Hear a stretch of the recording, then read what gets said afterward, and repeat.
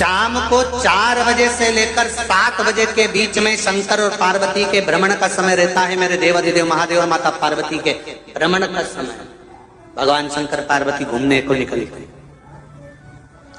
इसलिए हमारा सनातन धर्म कहता है शाम के समय पर माताओं को झाड़ू नहीं लगाना चाहिए, शाम के समय पर माताओं को चूड़ी बिछिया नहीं बदलना चाहिए, शाम के समय पर माताओं को मांग में सिंदूरा नहीं भरना चाहिए, शाम के समय पर माताओं को बाल नहीं बांधना चाहिए, शाम के समय पर माताओं को चौखट पर नहीं बैठना चाहिए। उसका कारण क्या है?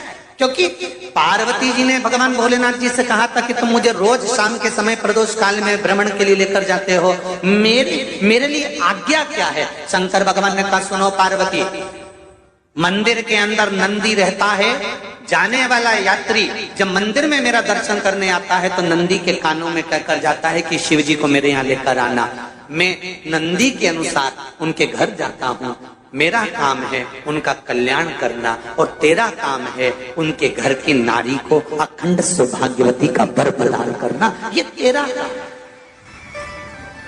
तब पार्वती माता ने कहा अखंड सौभाग्यवती होने का वर मैं तो दे दूंगी, पर उस समय पर माताएं चूड़ी बदल रही होगी, हाथ से चूड़ी निकाल रही होगी तो मैं वर कैसे दे सकती हूँ? मांग भर रही होगी तो मैं वर कैसे दे सकती हूँ? उस समय पर चूड़ी बिछिया बदला जा रहा होगा तो मैं वर कैसे दे सकती हूँ? उस समय पर झाड़ू लग रही होगी तो मैं लक्ष्मी को वहां कैसे भेज सकती हूँ? आप बताओ। तो शंकर भगवान ने कहा प्रदोष का समय एक ऐसा समय होता है, शाम का समय ऐसा होता है जिस समय पर केवल शंकर और पार्वती की आराधना का समय होता है।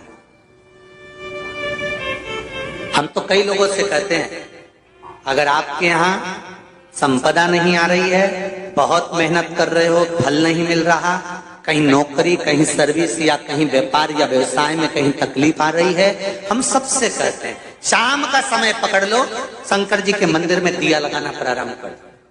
शिव मंदिर में अगर दिया नहीं लगा रहे हो तो बेलपत्री के पेड़ के नीचे दिया लगा।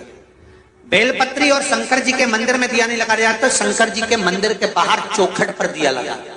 इतना भी नहीं कर सकते तो अपने घर के बाहर अपने द्वार पर दिया लगा दो, पर शंकर जी के नाम का श्री शिवाय नमस्तुभ्यं बोलकर शंकर भगवान को याद कर कर अपनी कामना कर कर बाबा का स्मरण कर कर पंचाक्षर मंत्र नमः शिवाय, षडाक्षर मंत्र ओम नमः शिवाय, द्वादशाक्षर मंत्र ओम नमो भगवते वासुदेवाय, जो मंत्र तुमको याद है उसका स्मरण कर कर लक्ष्मी हो चाहे नारायण हो चाहे राम हो चाहे कृष्ण हो स्मरण कर कर शाम के समय बाहर दिया लगा दो, दरवाजे के पास लगा दो। वो सुनेगा जरूर, आएगा तो उसका वेलकम जरूर होगा और वो कुछ देकर जरूर जाएगा। नियम तो बनाओ, उसकी चौखट पर जाकर कहना प्रारंभ।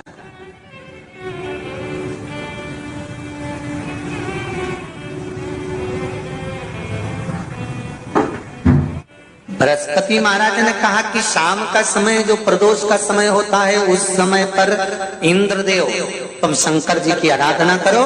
शिव आराधना से शंकर जी जो मार्ग प्रशस्त करेंगे, शिव आराधना से जो शंकर जी कहेंगे वो तुम करना, ठीक है? आराधना करी बाबा भोलेनाथ जी।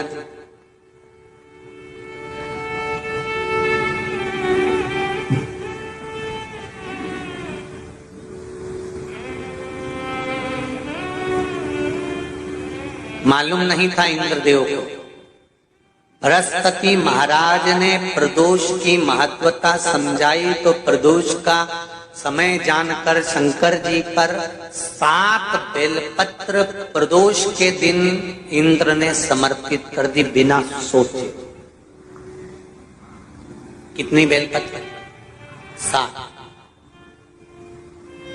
प्रदोष का व्रत करो चाहे ना करो, मंदिर में चढ़ी हुई बेलपत्र को उठा लो,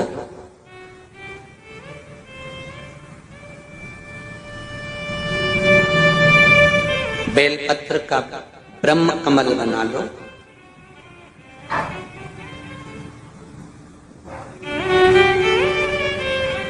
ब्रह्म कमल का मतलब होता है डंडी बीच में रहे, आसपास पत्तियां रहे। 7 पत्ती का ब्रह्म कमल बनाकर, जैसे ये पत्तियां हैं एक जैसी रखी हुई हैं तो इसको फैला लिया 7 पत्ती को, आपस में फैलाकर ब्रह्म कमल बना लें।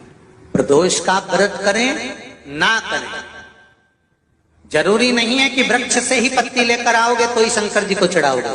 शिव जी पे से चढ़ी हुई उठाकर धोकर ब्रह्म कमल बनाकर बाबा से विनय कर कर, हे प्रभु आज मैं इस काम के लिए जा रहा हूं, बाबा मेरा यह कार्य है, बोलकर श्री शिवाय नमस्तुभ्यम बोलकर शिवलिंग पर समर्पित कर दो। दिन भर के प्रदोष व्रत का फल बाबा एक बेलपत्री समर्पित करने पर ही प्रदान कर देता है। शिव प्रदोष व्रत कर रहे हो उससे बढ़कर कोई प्रसन्नता नहीं, पर नहीं कर रहे तो प्रदोष के दिन या 12 महीने शिवरात्रि आती है। कर्पूर गौरम करुणावतारम, आप स्वयं कपूर की भांति हैं महाराज। कपूर जानते हो? अरे बोलो तो चमके। आरती में कब जलाया जाता है? जब आरती पूरी हो जाती है। कपूर क्यों जलाया जाता है? बोलते जाओ। कपूर जलाना क्यों जरूरी है? आरती में, यज्ञ में, अनुष्ठान में कपूर की क्या महत्व? कौन है ये कपूर? कपूर शंकर भगवान को कहा कर्पूर गौरम करुणावतार। आप कपूर की तरह श्वेत है, पर कपूर की तरह आप हैं, क्योंकि कपूर है क्या? जब भगवान राम और कृष्ण ने यज्ञ किया, देवताओं ने आवृत्त यज्ञ किया। भगवान विष्णु जिस यज्ञ को करे, भगवान राम ने जो अश्वमेध यज्ञ किया, देवताओं ने जो यज्ञ किया, आनंदमय भगवान विष्णु जिस यज्ञ को करे, यह अश्वमेध यज्ञ केवल राम ने नहीं, इससे पहले नारायण कर चुके भगवान विष्णु लक्ष्मी के साथ। अश्वमेध यज्ञ का अश्व राम जी के समय पर तो लवकुश ने पकड़ा था, पर विष्णु भगवान के समय पर वो यज्ञ का घोड़ा सब दूर घूमता रहा। वो अश्व जो आया वापिस, तो भगवान विष्णु से उस अश्व ने निवेदन करा कि अब मुझे करना क्या, मैं सब दूर से आ चुका, क्या मैं पृथ्वी पर ऐसे ही भ्रमण करता रहूंगा, जगत में ऐसे ही घूमता रहूंगा? तब भगवान विष्णु ने भगवान शंकर से निवेदन करा कि इस अश्व का क्या करें।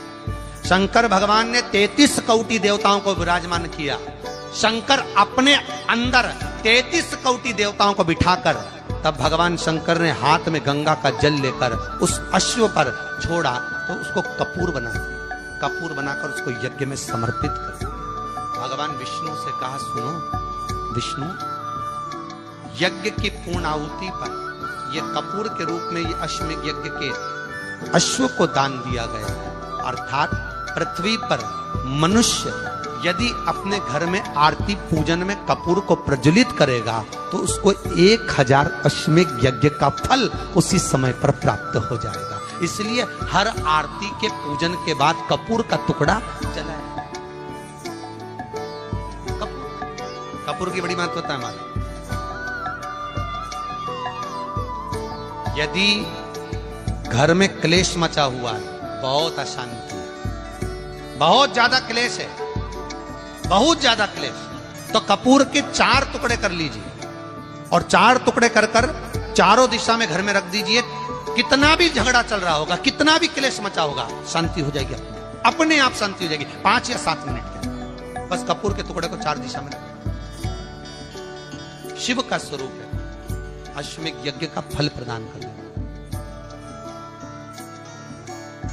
कोई फैक्ट्री नहीं चल रही हो, कोई व्यापार नहीं चल रहा हो, तो एक कांच की प्याली में कपूर के 7 टुकड़े, फिटकरी के 2 टुकड़े और खड़े नमक का 1 टुकड़ा केवल उस प्याली में रख दीजिए महाराज।